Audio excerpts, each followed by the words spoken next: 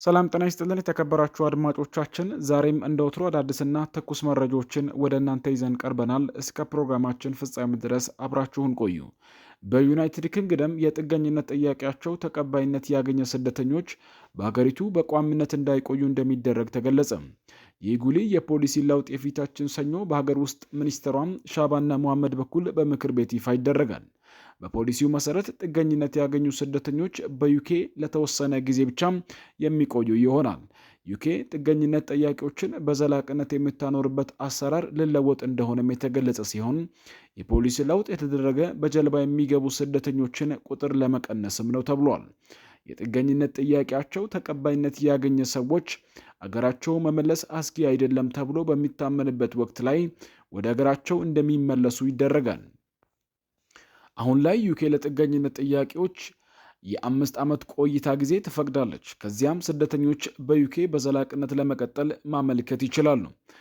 ዩክሬናውያን ስደተኞች ለ3 ዓመት እንዲቆዩ ከተደረገ በኋላም ቆይታቸው እንዲያራዝሙ ይፈቀድላቸዋል።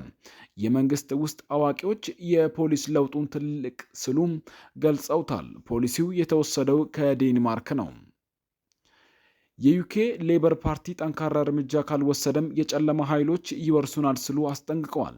ዴንማርክ ስደተኞች ቤተሰቦቻቸውን የሚወስዱበትን ሂደት በማራዘም የምትታወቅ ሲሆን ይህ አሰራር በሀገር ውስጥ ጉዳይ ሚኒስቴሯ ተወስዷል።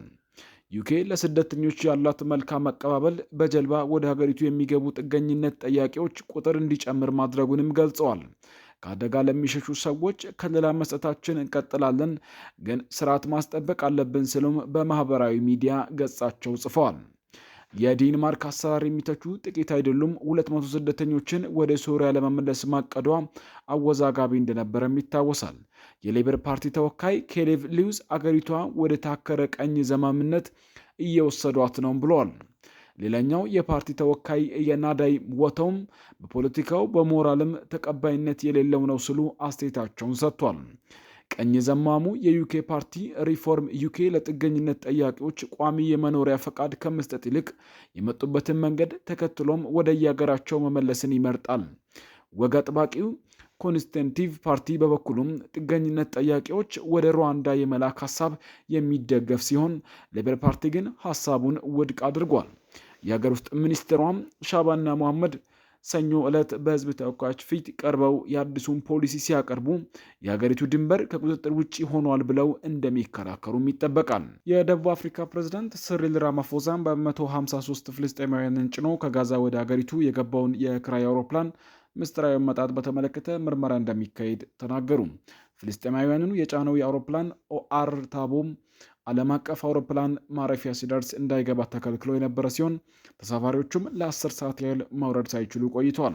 ይህም እርምጃ ተወስዶ የነበረው ተሳፋሪዎቹ ፓስፖርታቸው ላይ የጉምሩክ የመውጫ ማተም ስላልነበራቸው እንደሆነም የአገሪቱ ባለስልጣናት ተናግረዋል። በሀገር ውስጥ የበጎ አድራጎት ድርጅቶች ጣልቃ ገብነት እንዲሁም በመንግስት ርኅራኄ የተነሳ ኋላ ላይ አብዛኞቹ ወደ ደቡብ አፍሪካ እንዲገቡ እንደተፈቀደላቸውም ፕሬዚዳንቱ ራማፎሳ ገልጸዋል። አሁንም ቢሆን ከጋዛ የተነሱበትና ደቡብ አፍሪካ የደረሱበት ሁኔታ ግልጽ አይደለም። እስራኤልና ሐማስ በጋዝ ጦርነት ላይ በነበሩበት ወቅት ደቡብ አፍሪካ ለፍልስጤማውያን ጥያቄ አጋርነቷን አሳይታለች። ፕሬዝዳንት ራማፎሳም ተሳፋሪዎቹ በሆነ ምስጢራዊ መንገድ በናይሮቢ በኩል አልፈው ወደ ደቡብ ሱዳን በበረራ አውሮፕላን ላይ ተጭነዋል ሲሉም መናገራቸውን ኒውስ 24 ድረገጽ ዘግበዋል። የጋዝ መተላለፊያዎችን የሚቆጣጠረውና የእስራኤል ጦር አካል የሆነው ኮጋት ባወጣው መግለጫም ነዋሪዎቹ የጋዛ ሰርጥን ጥለው የወጡ ኮጋት ከሚቀበላቸው ሶስተኛ ሀገር ፈቃድ ካገኘ በኋላ ነው ብሏል። ተቀባይ የተባለውም አገር የት እንደሆነ ግን አልተጠቀሰም። በደቡብ አፍሪካ የሚገኘው የፍልስጤም ኤምባሲ እንደሚገልጸው የተሳፋሪዎቹ ቡድን ከእስራኤል ራሞን አየር ማረፊያ ተነስቶ በኬንያ መዲና ናይሮቢ በኩል በርረዋል። ደቡብ አፍሪካ የደረሰውም ምንም አይነት መልእክት አስቀድሞ ሳይላክና ዝግጅት ሳይደረግም ነው ተብሏል።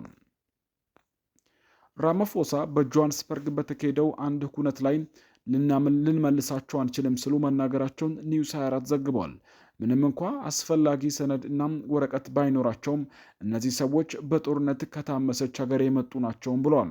በተጨማሪ ፕሬዝደንቱ መንግስታቸው ስለ ጉዳዩ ተገቢውን ምዘና አድርጎ የተፈጠረውን ምንድነው እንዲሁም ጉዳዩ እንዴት አሁን ያለበት ሁኔታ ደረሰ የሚለውን ለህዝብ እንደሚያሳውቅ መግለጻቸውም የደቡብ አፍሪካ የቴሌቪዥን ጣቢያ ኢሲቢኢ ዘግቧል።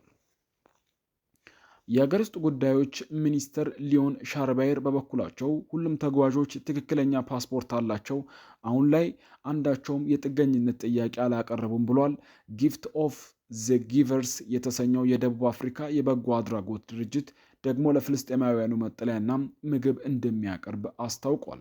የሀገሪቱ የሲቪል ማህበረሰብ ድርጅቶች ፍልስጤማውያኑ ከጋዛ የተነሱበት ሁኔታና የአውሮፕላኑ የጉዞ መስመር በተመለከተም ምርመራ እንዲካሄድ ጠይቋል።